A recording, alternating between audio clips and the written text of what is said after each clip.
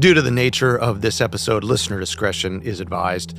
This episode includes discussions of violence and death. Consider this when deciding how and when you'll listen. If you're listening on the Spotify app, you can watch a video version of this episode right in the app, and be sure to swipe up after the story and let us know what you thought. In the summer of 1924, expert magician and escape artist Harry Houdini sat in an office in Boston, holding the hand of a woman he barely knew. He strained his eyes to watch her, but couldn't see a thing. They were sitting in complete darkness. The woman was Marjorie, a self-proclaimed medium who maintained she could commune with the spirits of the dead. But, like so many others in her profession, she did her best work in a pitch-black room. It was more than a little suspicious. Now, it was up to Houdini to prove that she was a fake, a flim-flammer, like the rest of them. The only problem was, she was very good. She couldn't really be speaking with the dead, could she? Then, a male voice, totally unlike Marjorie's, boomed. "You won't live forever, Houdini. You've got to die. I put a curse on you now that will follow you every day until you die. And then you'll know better." Houdini had made enemies before, but he did take note of this particular warning. After all, it's not often that a curse is placed upon you by a ghost. Welcome to Conspiracy Theories, a Spotify podcast. I'm Carter Roy. You can find us here every Wednesday, and be sure to check us out on Instagram at The Conspiracy Pod. And we would love to hear from you, so if you're listening on the Spotify app, just swipe up and give us your thoughts. You may know Harry Houdini as one of the greatest magicians in history. He was a huge celebrity in his time. Then he died under strange circumstances on Halloween 1926. Leaving many to wonder, was his death just an accident, or was it planned at the hands of someone who had it out for him?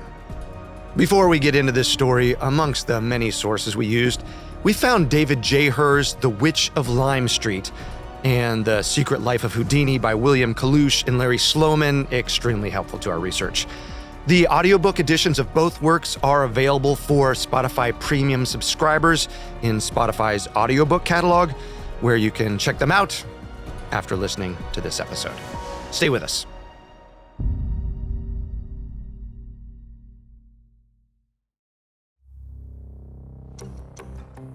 At one time, Harry Houdini seemed immortal, like he couldn't die, in part due to his most famous trick, the water torture cell, which he first performed in 1912. First, his ankles were secured in a stock. Chains hoisted him into the air, upside down, then lowered him headfirst into a tank of water. A lock clicked into place.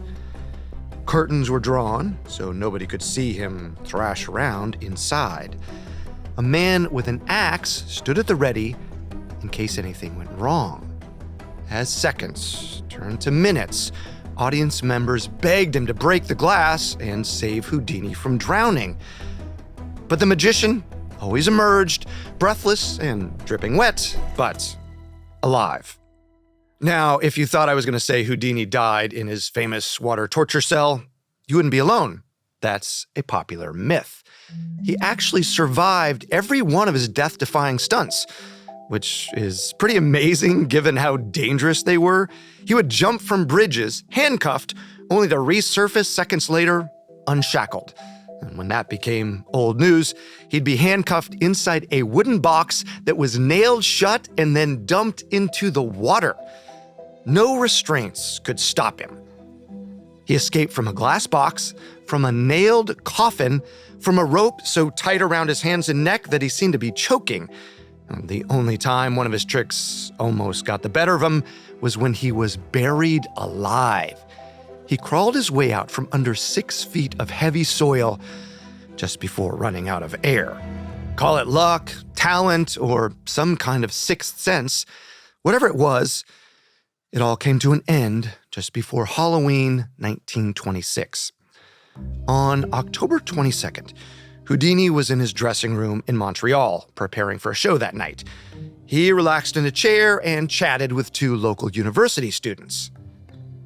That's when a third visitor entered. J. Gordon Whitehead, another college student, wanted to return a book Houdini had loaned him. The two younger fans hoped Whitehead would leave, but he stuck around, taking over the conversation. He spoke on a few different subjects, and then suddenly, Whitehead asked Houdini, was it true? Could he withstand a punch to the abdomen? Granted, this wasn't a totally random question. To prove his legendary strength, Houdini would invite fans to strike him as hard as they could. At 52 years old, he was incredibly strong. He had to be to pull off his tricks. Usually, even the most powerful blow had no effect on the magician. But this time, Houdini didn't seem so eager to prove himself. He was still nursing a broken ankle and needed to rest. Whitehead pressed the matter anyway. Houdini finally nodded and began to pull himself up out of his chair. But before he could brace himself, Whitehead delivered 4 or 5 heavy blows to Houdini's stomach. He might have kept going if one of the horrified students in the room hadn't pulled Whitehead away. Houdini waved off the injury and pushed through his next performance. But secretly, he was in great pain. He traveled to Detroit and performed his next show too, despite a raging fever. But as soon as it ended, he collapsed. At the hospital, a doctor realized Houdini's appendix had burst. He wasn't expected to live another 24 hours. But this was the great Houdini. He put on a brave face for days, talking and joking with the hospital staff. Yet the greatest escape artist of his era couldn't get out of this one. Harry Houdini died on Halloween Day. Peritonitis was listed as the official cause of death. His ruptured appendix had given way to a fatal infection. The New York Life Insurance Company conducted a routine investigation. They got affidavits from J. Gordon Whitehead, along with the other 2 college students who saw him punch Houdini. The insurance agents concluded that Whitehead could have caused Houdini's appendix to rupture. If so, they said it was just an accident. But not everyone thinks it's that simple. See, Houdini was a busy man. He rose to fame as the 19th century came to a close, but then he constantly reinvented himself to stay in the spotlight. New illusions, new feats, more tours, a film career. He was always challenging himself. It's what made him a household name. Toward the end of his career, Houdini pivoted again and became a vocal critic of mediums, as in seances and speaking to the dead. That earned him more than a few enemies along his tour route, and depending on who you believe, one of them might have had Houdini killed.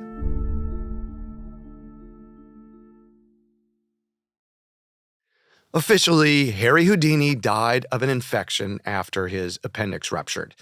It might have been exacerbated by J. Gordon Whitehead punching him, but the event was never investigated as a possible crime. Unofficially, some historians believe Houdini's death could have been planned by someone who had it out for him. Specifically, someone with ties to a religious movement known as Spiritualism. Central to Spiritualism was the belief that one could communicate with the spirit realm. To contact the dead, devotees would sit in on seances conducted by mediums. To understand the depth of Houdini's rivalry with the spiritualists, we have to travel back a few more decades. That's when the Fox sisters began speaking to the dead, and spiritualism really took off. In 1848, Maggie Fox and her little sister Kate claimed a spirit in their house was talking to them. That news attracted big crowds.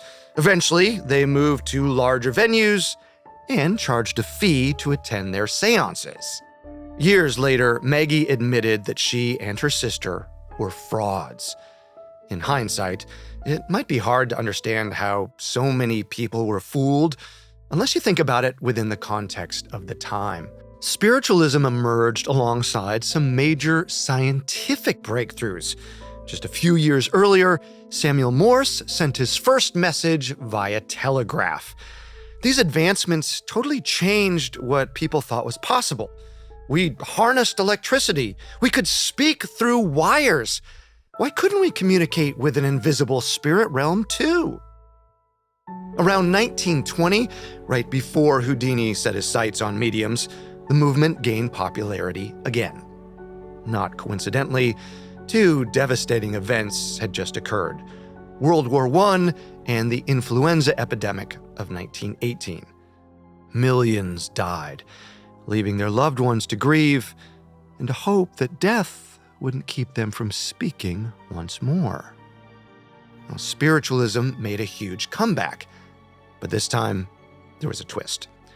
The new batch of believers were mostly upper class and well-educated, people riding the wave of innovation, doctors, scientists, professors, like Sir Arthur Conan Doyle, the creator of Sherlock Holmes. Many of Doyle's friends and family had just died, including his son. He became a spiritualism evangelist. He went on tours around the world to tell everyone how great it was. He wrote articles in support of mediums he thought had the gift. He even debated skeptics in public, including his very good friend, Harry Houdini. Houdini hated spiritualism. He thought mediums were nothing more than con artists. And honestly, it's hard to blame him for feeling this way. After his father died, he watched mediums take advantage of his mother, Cecilia. She practically went bankrupt over it. Even when he showed her exactly how the medium's tricks worked, she wouldn't listen. She was a believer until the day she died. To see this happen was especially hard for Houdini. He considered himself, quote, a mother's boy. Cecilia's death in 1913 affected him profoundly. Arthur Conan Doyle was sympathetic to his friend's opinion. No one wants to see their mother get conned. But he also urged Houdini to give seances one more shot. Doyle believed his wife, Jean, was a truly talented medium. She could show him the power of real spiritualism. Didn't Houdini want the chance to talk to his mother one more time? So, in 1922, Houdini agreed to take part in a seance with the Doyles. The trio sat at a small table with pens and paper at the ready. This was how Jean talked to the dead. Once she connected with a spirit, they told her what words to write. All three of them closed their eyes. Doyle said a prayer, then they waited for Cecilia to arrive. Normally, Houdini kept one eye open during seances, always on guard, but today he felt a yearning that he never expected. Jean picked up the pen, channeling Cecilia for 15 pages. Houdini read and reread them, cherishing each word. For a moment, he thought Doyle was right. This was true comfort. But then he realized the words sounded nothing like his mother. First and foremost, he always spoke to her in her native Hungarian. If Jean had truly been channeling the voice of Cecilia, she wouldn't have written in English. Houdini's comfort curdled into anger. He began to think that maybe Doyle, who he considered his friend, was just like the rest of them, a con artist. He manipulated Houdini's emotions over his dead mother to try to convince him. The magician never wavered again in his opinion of mediumship. They were charlatans, every single one, and he would do everything in his power to stop them from preying on the bereaved. Houdini attended more and more seances, sometimes wearing a disguise. He'd study the medium's movements, figure out their tricks, and then he'd perform them for a live audience, proving to the public that spiritualist mediums were really just masters of illusion. In 1924, he compiled his exploits in a tell-all book, A Magician Among the Spirits. It was a takedown of pretty much every well-known medium who ever existed, all the way back to the Fox sisters, who, by the way, were not only retired from seances, but dead. He explained their tricks using photographs and diagrams. He even dragged Arthur Conan Doyle for supporting mediums, officially torching their friendship. Was it a little hypocritical of him? Maybe. Houdini was extremely secretive about his own tricks, and here he was putting mediums' secrets on display. But that's not how Houdini saw it. At least he was upfront about being an illusionist. He felt he was on a crusade to expose them all. He was famously quoted as saying, "It takes a flim-flammer to catch a flim-flammer." In other words, he was just the person for the job. But there was one medium who wasn't so easy to figure out. Someone who had already impressed Houdini's colleagues so much that Houdini risked his own reputation to prove she was a fraud. She was known professionally as Marjorie. Marjorie, whose real name was Mina Crandon, was an upper-crust society wife of a Boston surgeon, Dr. Leroy Crandon. He was one of the scientific thinkers who'd become interested in finding scientific proof of an afterlife. Before 1923, Marjorie hadn't taken spiritualism all that seriously, until one day she decided to attend a seance on a whim.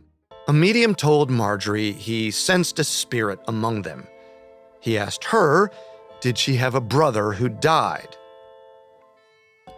She did, although she brushed this off as a common fishing tactic.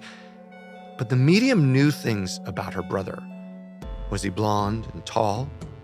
Yes. Liked to play pranks? He did. Then the medium's face grew serious.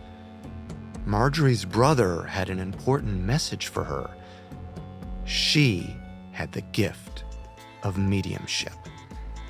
As in, Marjorie should be running these seances. Her mind raced. To her, the news kind of made sense. She and her brother, Walter, had been extremely close growing up, and everybody believed he'd had psychic abilities. Even after he died in an accident in 1911, she still felt their bond. But she put the thought of mediumship out of her mind. Until a few months later. At that point, her husband, who went by Roy, was all in on spiritualism and started holding seances at their home. Marjorie asked if she could join, just to watch. But to everyone's surprise, most of all her own, Marjorie showed a strong connection with the dead. The story goes that she made the seance table shake and rattle violently until it lunged at a man. He jumped back from the circle, but the table kept coming. It chased him out of the room, down the hallway, and into a bedroom. After that, Marjorie conducted seances all the time with a close circle of friends. The spirit she channeled most often was Walter, her brother. Walter would speak through Marjorie in a deep, booming voice. Even Houdini would later admit the words couldn't have been coming from Marjorie. Somehow, it even sounded like Walter moved around the seance room. But talking only scratched the surface of what Walter was capable of. A typical sitting would go something like this. Walter would arrive at the table whistling one of his favorite songs. He'd ask for someone to throw on a record and liven up the place. Then he'd float around the room, joking and showing off, making bells ring and lights flicker. If Walter was really in a good mood, he'd make the seance table tilt and dance. Now, week after week during the summer of 1924, Marjorie and Walter made magic in the seance room. And eventually, word got around Boston. They called her the Witch of Lime Street. Now, Marjorie didn't seem interested in gaining converts to spiritualism, the religion. She just so happened to be so good at the seance table that she turned people into believers. Her husband even wrote to Arthur Conan Doyle about her. This brought Marjorie one step closer to being in Houdini's warpath. Doyle took an immediate interest and recommended her to a friend of his, Malcolm Bird. Bird was an editor for the renowned magazine Scientific American, and he agreed to look into Marjorie's apparent talents. See, around the same time Houdini started debunking mediums, Scientific American was running a contest nicknamed the Great Spirit Hunt. They were looking for proof of psychic powers. Any medium who could win over the magazine's committee would win $2,500, or what would be about $45,000 today. If it seems weird that a science publication would host a seance contest, you're not wrong. But remember, in the 1920s, the line between real and pseudoscience was kind of blurry. When Houdini heard about the contest, he insisted on joining the panel of judges. And then he basically said not to even worry about getting the prize money together. There'd never be a winner. And for a while, no one even came close to claiming the prize, just as Houdini promised. Houdini was so scathing in his article about one failed contestant, the rest of the panel worried nobody else would even apply. The contest started to leave a trail of ruined reputations in its wake. And then Marjorie came along. She'd been a medium for less than 6 months when suddenly she was being considered for the Great Spirit Hunt. Now, Houdini was still performing, and he was super famous throughout North America and Europe. He understandably didn't want to be bothered unless a medium made it far enough along in the testing process. So before Houdini ever met her, Marjorie already had most of the judges convinced she was the real deal. She'd been giving dozens of sittings with them for months while Houdini was touring. How did she win them over so handily? At one sitting, a small white dove suddenly appeared out of thin air. Everyone gasped and then clapped and cheered. Malcolm Bird and the other judges were amazed. They all searched the seance room at the beginning of the night. There was no sign of a dove. They had also locked the doors and placed a wax seal on them so they'd know if someone had slipped inside in the dark. But the seals were still intact. They were so astounded by the dove trick, the men went around and asked all the local pet shops if Marjorie had bought a bird from them. During another round of tests, a former MIT physicist challenged Marjorie, or rather Walter, to tip a weighted scale that was under a cover while he took photographs. Somehow, she pulled it off, and he couldn't figure out how. During these tests, the people sitting next to Marjorie had a special job called a control. Basically, the controls would hold the medium's hands. They'd also sit ankle to ankle or even place Marjorie's feet in their laps. It creates a silly picture, but in a dark seance room, this was how everyone could ensure she wasn't just sneaking around pulling strings. And at this point in the contest, she was doing great. The Boston Herald printed an article declaring that most of the jury was convinced of her powers. But she still had to make it past Houdini. Both of their reputations were now on the line. The whole world was watching the contest. It was a big deal. Scientific American had been publishing updates about the spirit hunt, and most of the local Boston newspapers followed the story as well. Marjorie versus Houdini was the spiritualism showdown of the decade. Houdini had been so outspoken about what a sham mediums were that if Marjorie was able to prove him wrong and win the prize, he'd be humiliated. And she was essentially representing a whole religious movement. Harry Houdini finally arrived in Boston to face Marjorie in July 1924. Their meeting was surprisingly jovial, but Houdini never forgot what he was there to do. Seated in a chair next to Marjorie, Houdini acted as one of the controls. He wanted to be able to feel the slightest movement, so he rolled up his pants to the knee and pressed his ankle bone right on Marjorie's. The seance circle joined hands, and Walter arrived. He performed several of his usual tricks. Bells rang, objects floated. Walter had his fun with the Victrola, making the record slow and stop. The Crandons were pleased. It had been a good showing. Houdini, on the other hand, drew one simple conclusion. Marjorie was a fraud. He felt certain that she was slowly moving her foot during the seance, doing it so delicately that no previous control had ever noticed. With that free foot, she was able to move whatever mechanisms were ringing the bells and allowing the objects to levitate. He didn't have an explanation for the record player, but he was sure he'd figure that out eventually. The next night, Houdini kept his leg pressed even tighter against Marjorie's. Again, he rolled up his pants so he could feel the slightest movement. And for the first half of the seance, he felt nothing. But Walter didn't perform any of his tricks either. At one point, Marjorie allegedly told Houdini that the buckle on his garter was hurting her. He was pressing her leg so hard the metal was digging into her skin. Houdini agreed to take them off for the seance. But when he reached down, he discovered the truth. Marjorie's stockings had gotten caught in the metal buckle. She couldn't move her leg at all because of it. Lo and behold, once the stocking was free, Walter started ringing bells and floating objects.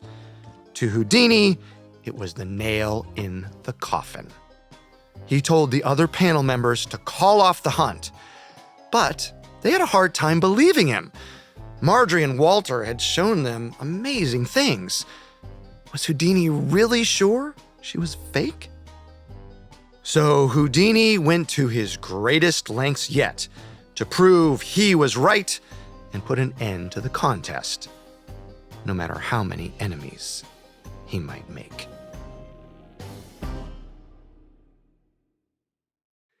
Harry Houdini was certain Marjorie was a fraud, just like all the other spiritualist mediums he'd uncovered, but he still had to prove it. At the next seance, he unveiled a wooden control box. Instead of having people hold Marjorie's hands and feet, a system she had obviously outsmarted, Houdini had her sit inside the box he built. He promised that if Marjorie could still work under these conditions, he'd accept her talents. So, Marjorie climbed into the box, the lights went out, and Houdini waited. Much to his disappointment, Walter showed up anyway, ringing his bell and moving around the room, cracking jokes.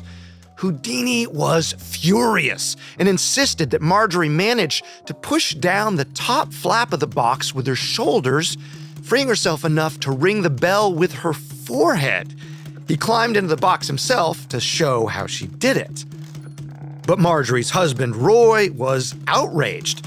Houdini had said that if Marjorie was able to perform in the box, he would accept her powers. He was breaking his agreement. The men nearly came to blows. The other judges had to break them up and end the session. A few days later, Houdini made some adjustments to the box. There were no more armholes, and he added padlocks to the top flap so that it was impossible to open from the inside. It was extreme, but if Marjorie was still successful, Houdini said he would accept the results fair and square. The lights went out. Walter arrived, but nothing else happened. No seance table dancing, no bells ringing. Walter blamed Houdini for the bad performance. He threatened, "You won't live forever, Houdini. I put a curse on you now that will follow you every day until you die, and then you'll know better."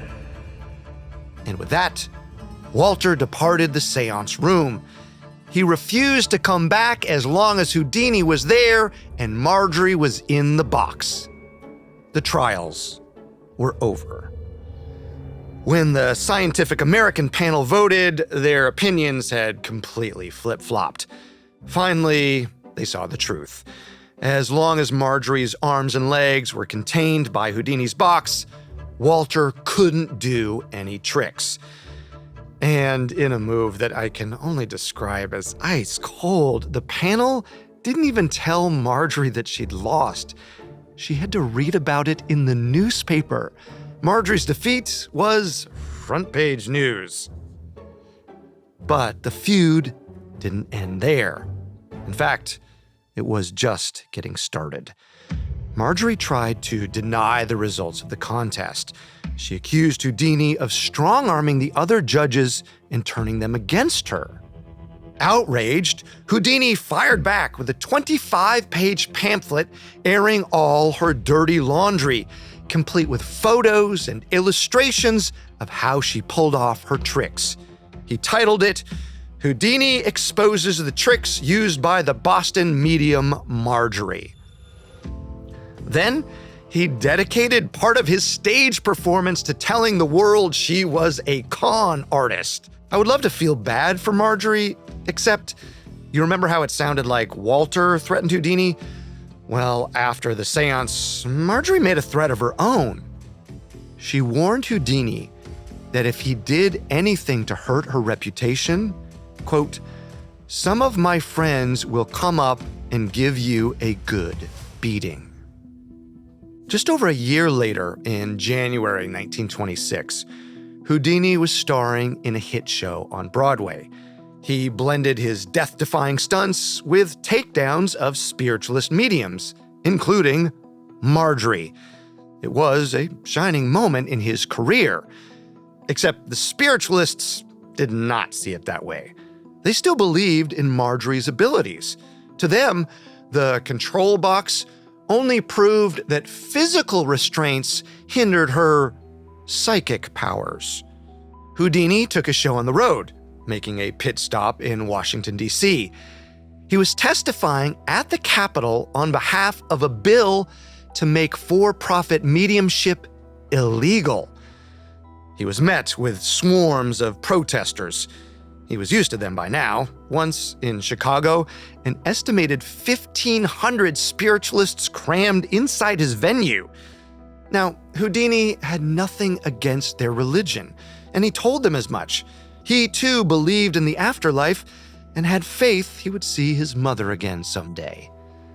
But his words did nothing to sway the spiritualists. Not only had he offended them, his campaign hurt their movement.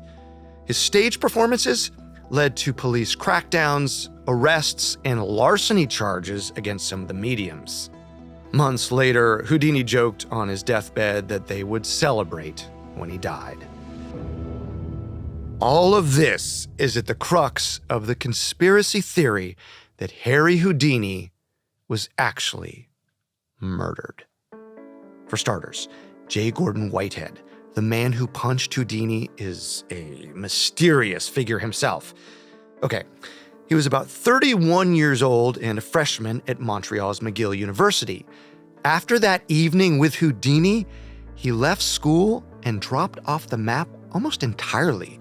One researcher spent about 20 years investigating what happened to Whitehead, and even he couldn't find many details. Remember, the two witnesses in Houdini's dressing room gave affidavits to the insurance investigators. They said that right before Whitehead threw any punches, he was badgering Houdini over his beliefs about miracles in the Bible. When Whitehead didn't get the answers he wanted, they said he seemed offended. That's when he asked if he could hit Houdini. Some theorists believe Marjorie put Whitehead up to the attack. She was allegedly still so angry about being Houdini's punching bag that she decided to return the favor.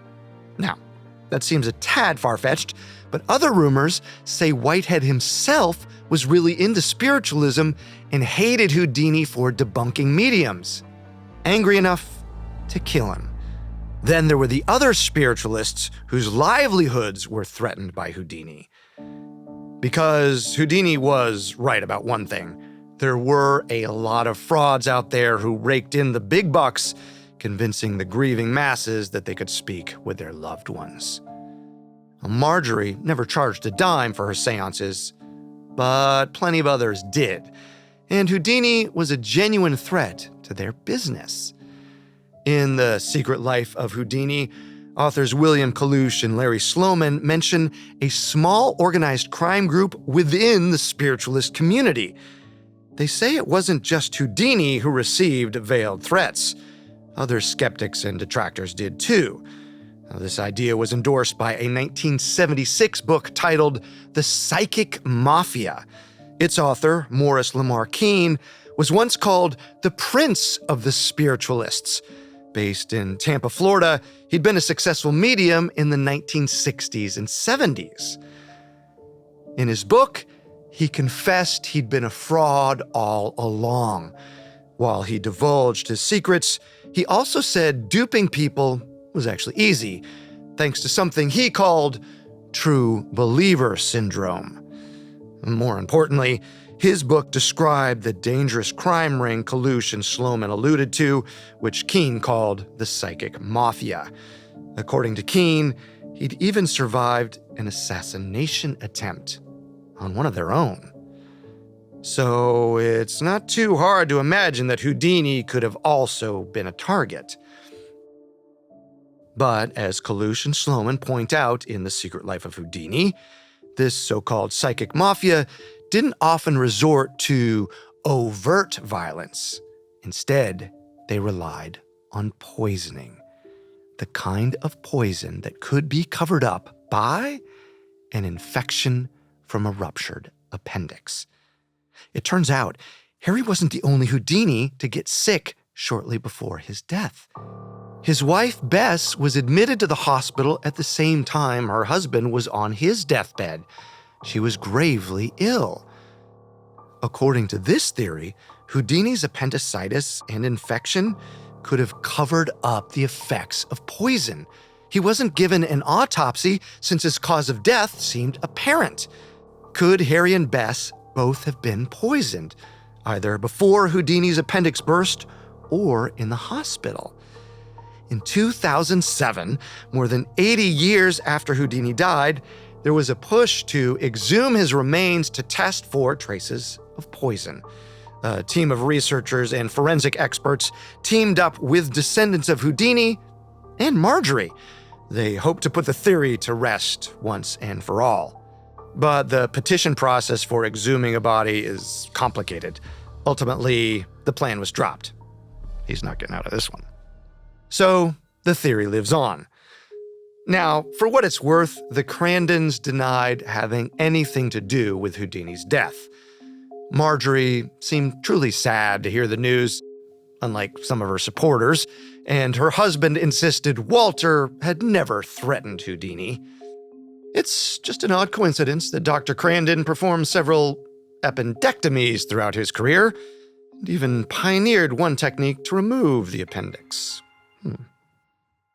But perhaps the great Houdini got the last laugh.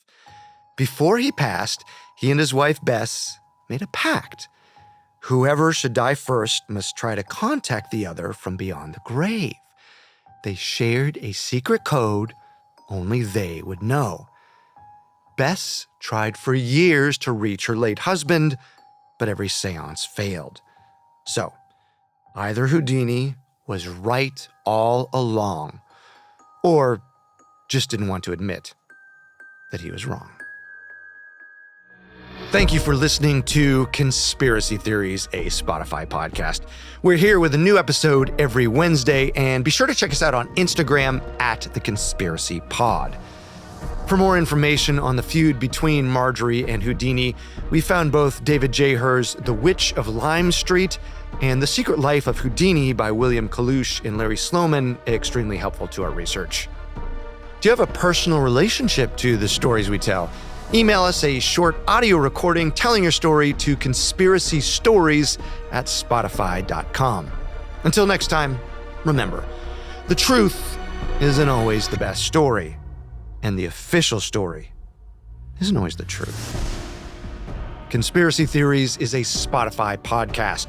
This episode was written by Abigail Cannon and Mickey Taylor, edited by Aaron Lan, Connor Sampson, Maggie Admire, and Chelsea Wood.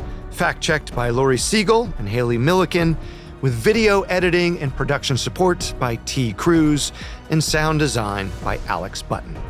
Our head of programming is Julian Boireau, our head of production is Nick Johnson, and Spencer Howard is our post-production supervisor. I'm your host, Carter Roy.